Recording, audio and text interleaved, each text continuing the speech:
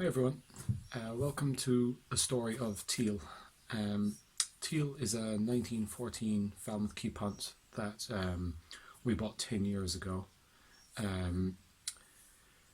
Most of the work to save her was done between 2011 and 2014. Now, we have quite a bit of work that's involved again. I'll go through all that and why it needs doing.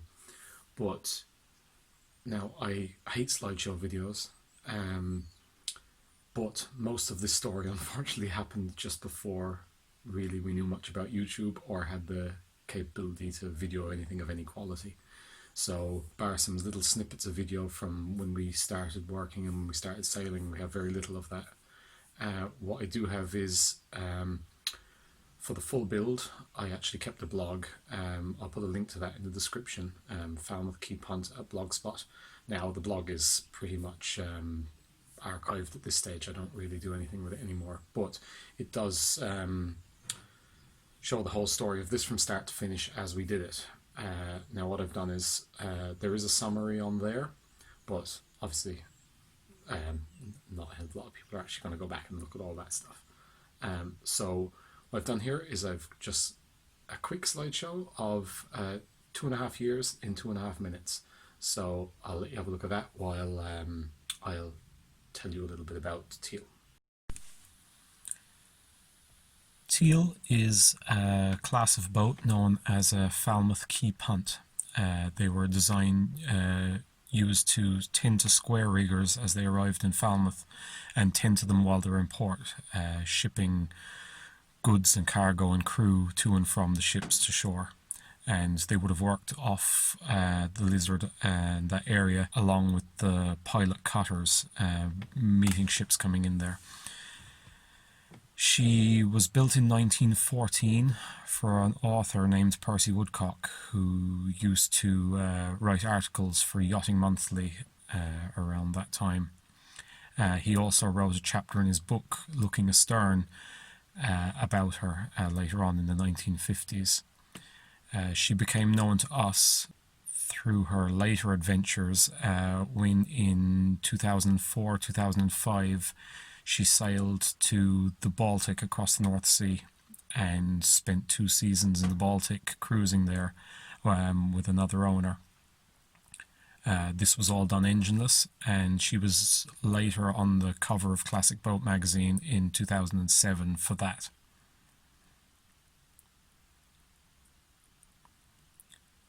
By the time we found her, she was in a fairly terrible state. She had swapped around owners a few times again and had been threatened with a chainsaw once or twice, so she needed saving and some very extensive work doing at the time. She is 21'6" long. She draws about 5 feet and weighs about 5 tons. She's built of pitch pine planking on oak frames and is rigged as a gaff yawl with a 30-foot pole mast. Carries about 400 square foot of sail. So she's quite a big boat to sail, given her size.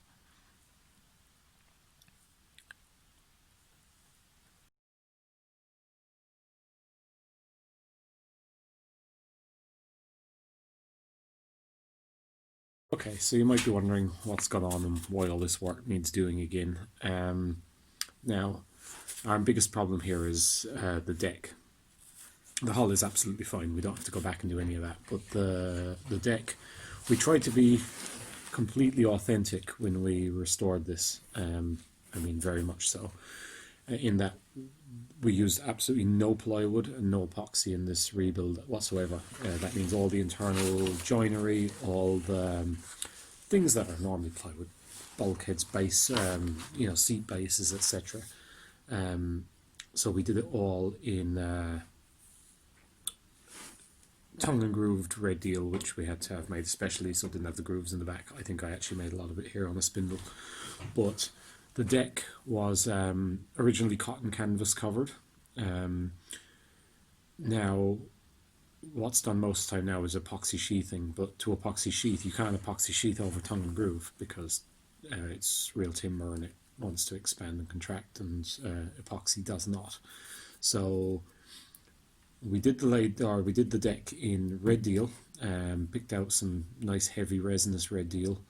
That was, the seams were filled with a lead putty, and the deck was then covered in cotton canvas and painted. That was a hard process to figure out actually, because no one seemed to know how to do it anymore.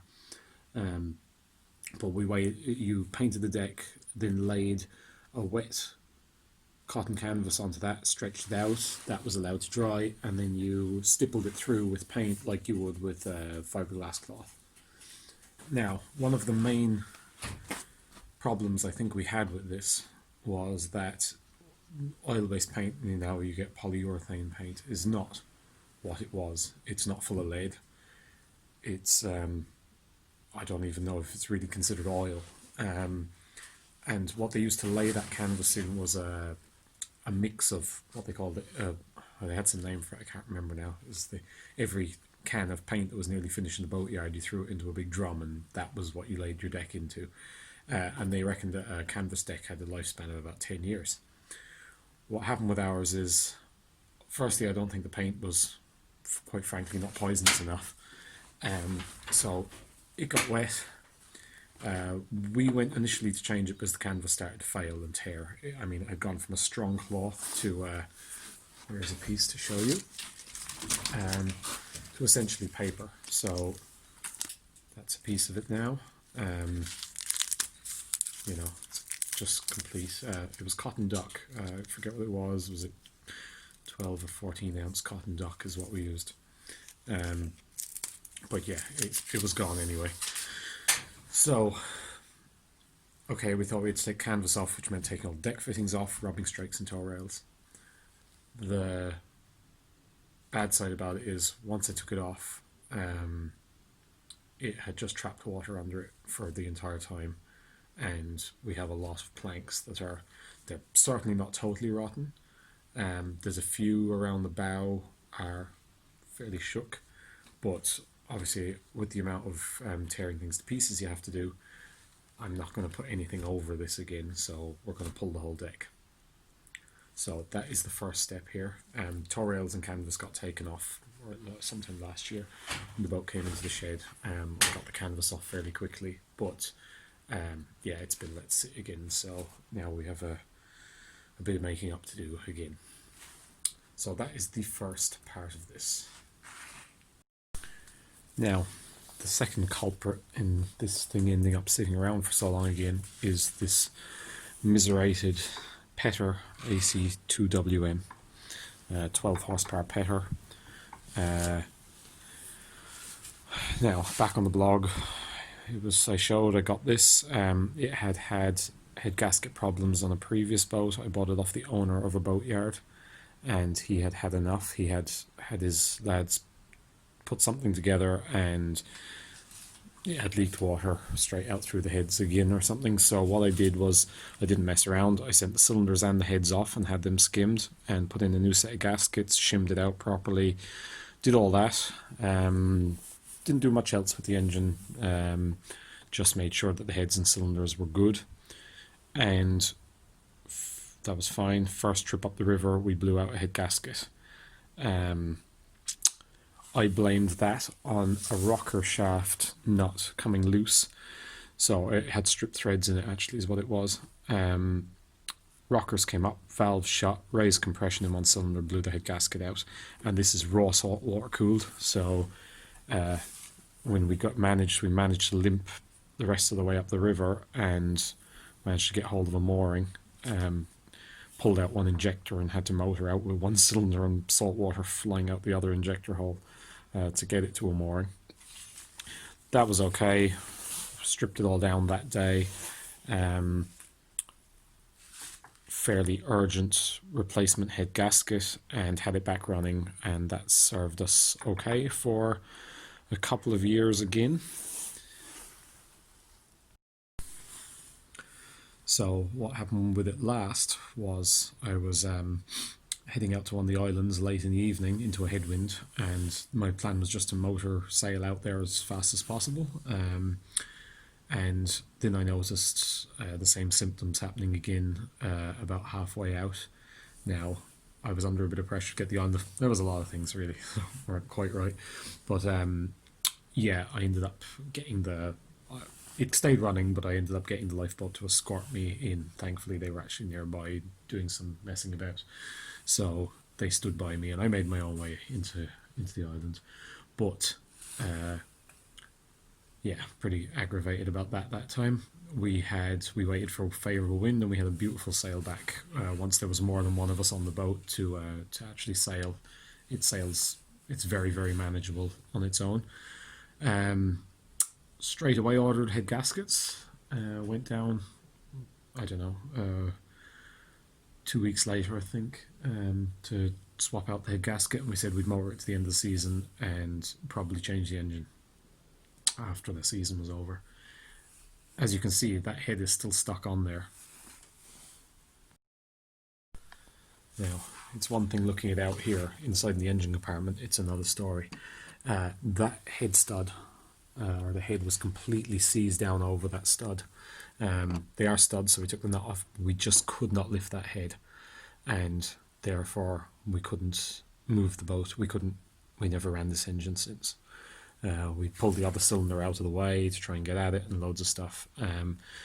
Now, because it had been troublesome, we were pretty much done with it. We also felt she was a little underpowered. There was times we were kind of making one knot. It's supposed to be 12 horsepower, but I think it's supposed to make, it's actually more like 11, and that's at 3,500 RPM or something, 3,400 RPM, which you're never going to do.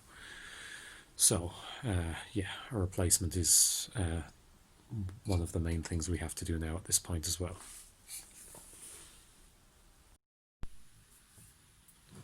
Now, I'm going to be continuing on with this deck and stuff, and what I'm going to do for each video is we'll do a little bit of work on the boat, and I'm also going to do just maybe 60 seconds of a slideshow on each one, just to go through each of the different bigger jobs we did in a little more detail, with the photos to kind of go with it. The best we can do on that, I'm afraid. But yeah, the aim here anyway is we want this boat back out sailing this summer. She's been sitting here now, she's been on the dry for the last 2 summers, so it's essential she goes back in. Yeah, I hope you'll stay with me for the rest of the videos, and we'll get her back in prime condition and back out sailing in the summer with any luck. So don't forget to hit the subscribe button and the notifications if you want to keep following it, and maybe give it a like as well if you can, please. So thank you very much, and I will see you next time. Cheers.